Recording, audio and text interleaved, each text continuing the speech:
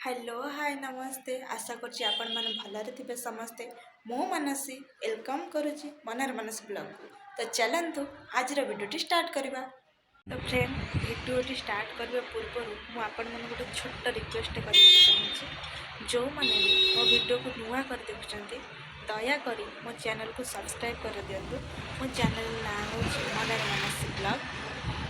Like करंतु आपण केमती अच्छे गोटे छोट कमेंट माध्यम जनातु आ शेयर करंतु। चलतु आज वीडियो स्टार्ट करबा। ଏବେ ସକାଳ ଆସିଲାଣି ମୁଁ ଚା ବସାଇ ଦେଇଛି, ଅମୁଲ ଚା ବସାଇଛି। ପିଇ ସାରିଲା ପରେ ପତିଦେବ ଆଜିରେ ନାହିଁ 4 ଦିନ ତଳେ ମୁଁ ତାଙ୍କୁ ପଚାରିଲି କି ମଟନ୍ ଖାଇବାକୁ ଇଚ୍ଛା ହେଉଛି, କହିଲେ ଆଉ ସଣ୍ଡେରେ ଆଣିବା। ଆଉ ଆଜି ହେଉଛି ସଣ୍ଡେ। ପତିଦେବ ଚା ଫୁଟିଲାଣି, ଚା ପିଇବା ବିସ୍କିଟ୍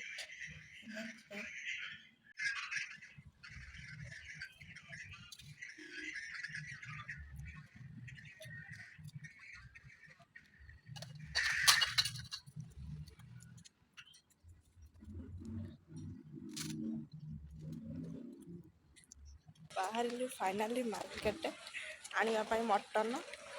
ମାନେ ଗୁରୁବାର ଦିନ 4 ଦିନ ତଳେ ତ କହିଥିଲି, ମାନେ ଗୁରୁବାର ହେଇଯାଇଥିଲା।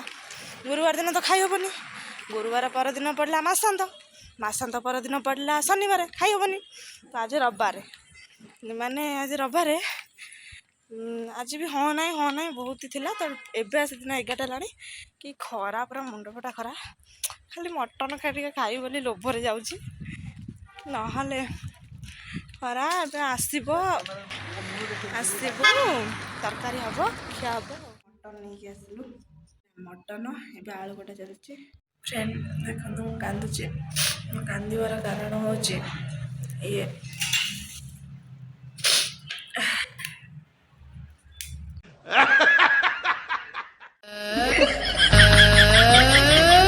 मटन ପାଇଁ ଆମର ମସଲା ସବୁ ରେଡ଼ି ହେଇଗଲା।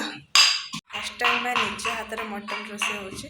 ମଟନ୍ ଟୋଟାଲି ପ୍ରୋସେସଟା ଆପଣ ଦେଖିବେ କେଉଁଠି ହେଲା କମେଣ୍ଟରେ ଜାଣିବେ। ଏବେ ପଡ଼ିଗଲା ସୋରିଷ ତେଲ, ତାପରେ ଆଳୁକୁ ଏମିତି କିଛି ବ୍ରାଉନ୍ କଲର୍ ହେବା ପର୍ଯ୍ୟନ୍ତ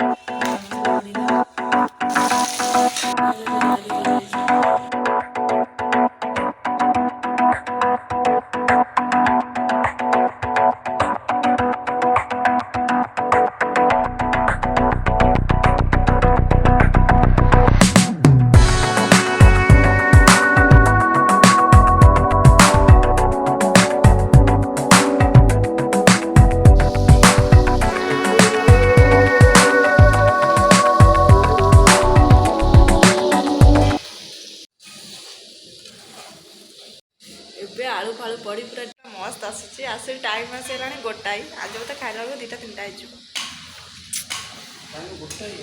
ଆସି ଦିନ 2ଟା ହେଲାଣି, ମୁଁ ବସି ପଡ଼ିଲେ ଖାଇବା ପାଇଁ। ତରକାରୀ ଆମର ବି ପୁରା ready.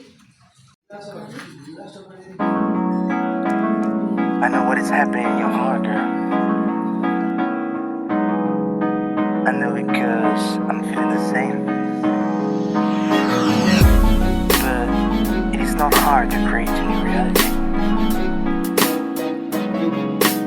Let's try do it again. Girl, I know you're looking for a man who can love you to the end and carry out all of your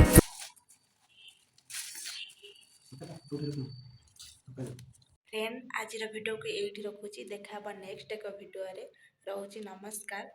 वीडियोटी and करने पूर्व आपण गोटे छोट रिक्वेस्ट करने चाहूँगी मनर मानस ब्लॉग, जोटा कि मुझे टैग कर देइछि।